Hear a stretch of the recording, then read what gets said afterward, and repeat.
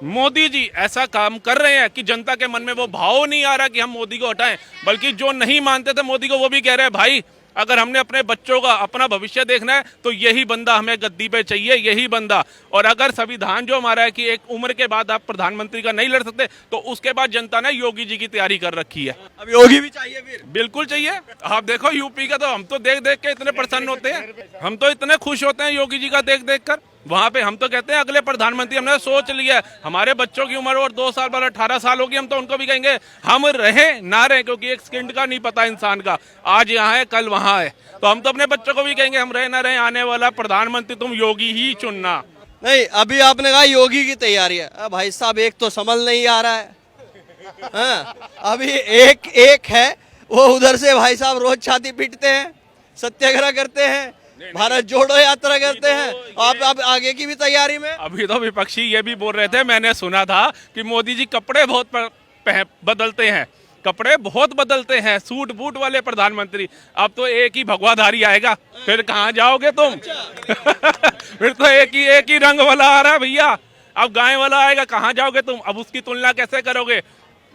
For example देता हूँ, कुछ समय पहले मैं डिबेट देख रहा था एक, उसमें वो कहते हैं कि पहले इनको अटल जी नहीं पसंद थे, अरे अटल जी ये करते हैं, अटल जी हट गए। फिर अडवाणी जी का जब चर्चा होने लगा, इन्होंने कहा नहीं अडवाणी नहीं बनना चाहिए भैया, अटल जी बहुत बढ़िया थे। अब मोदी जी आ गए, अब कहते हैं अटल जी जैसे होते तो ये होता वो होता, इसने तो तानाशाही कर दी। अरे शुक्र करो मोदी जी हैं, योगी जी आ गए ना, फिर तुम्हें मोदी जी से अच्छा कोई नहीं लगेगा। योगी आएगा तो कहेंगे मोदी अच्छा था।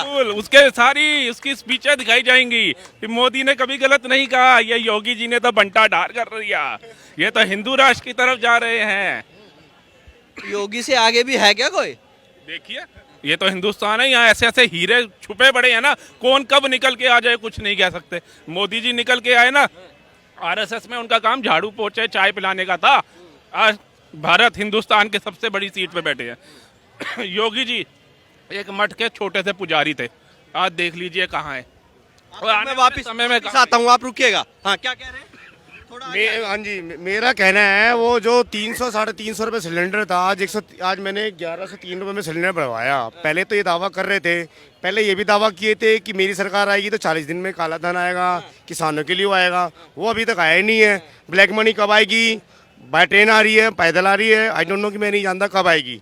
पर हमने तो वही सुना था। ठीक है, सिसोदिया जी ने इतने अच्छे स्कूल बनाए गवर्नमेंट के। दिल्ली में मैं देखता हूँ, मेरे साल आया, मैंने ये देख 5 स्टार होटल, तो क्या कहता है कि अरे बहुत अच्छा है। मैंने भाई एक सरकारी स्कूल है, ठीक है। अभी सिसोदिया जो है बीजेपी में आ जाए तो अभी देखो सारे केस। भाई साहब 350 का सिलेंडर था, 40 दिन में काला धन आना था। यही पहले 350 वाले सिलेंडर में लाइनों में लगते थे, फिर सिलेंडर का जो देने वाला था उसको कुछ पैसा भी देते थे, भैया मेरे घर जल्दी पहुंचा दियो। धक्के खाते थे, ऑफिस की छुट्टी अलग करते थे, लाइनों में अलग लगते थे। वो 350 वाला था, और वो 350 का कब था? सब्सिडी।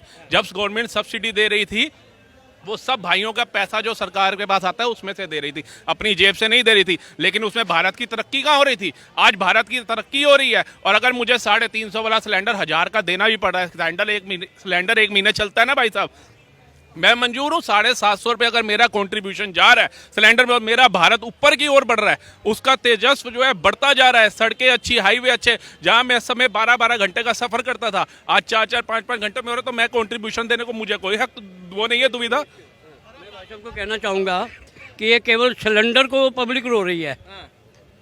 जहाँ देखो चर्चा सिलेंडर सिलेंडर सिलेंडर सिलेंडर, और पेट्रोल पेट्रोल पेट्रोल पेट्रोल। ये जितने लोग खड़े हैं यहाँ, सभी कोई याद करके बता दे, अगस्त से लेके अक्टूबर तक प्याज 80-90 रुपये किलो बिका करता था हमारे भारत में, और हाय हाय मस्ती थी, प्याज नहीं है प्याज नहीं है। कांग्रेस के लोग सब जमा कर लेते थे, और 80-90 रुपये किलो प्याज होता था। जब से मोदी आए 80-90 रुपये किलो कहीं प्याज तो नहीं बिका। अगर एक सिलेंडर महंगा हो गया है, ये प्याज 90 रुपये किलो खरीदेंगे, वो उसकी कोई बुराई नहीं है। कोई दाल कांग्रेस के टाइम में, दूसरे टाइम में मनमोहन सिंह 1 किलो जी 180-190 रुपये किलो से कम नहीं होती थी।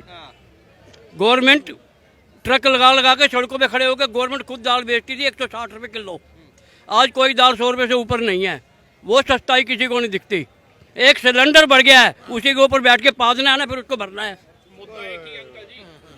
तो किसान क्यों मर रहे हैं? किसान की बात कहाँ आ रही है? तब भी मर रहे थे और आज भी मर रहे हैं। क्यों धरना दिया मोदी जी के टाइम में? वो किसान क्या किसान नहीं थे? नहीं नहीं, वो तब भी, ये एक मिनट, कि कांग्रेस तब भी मरते थे किसान, आज भी है कि इनकी दुर्दशा नहीं सुधरी, हम उनके साथ हैं।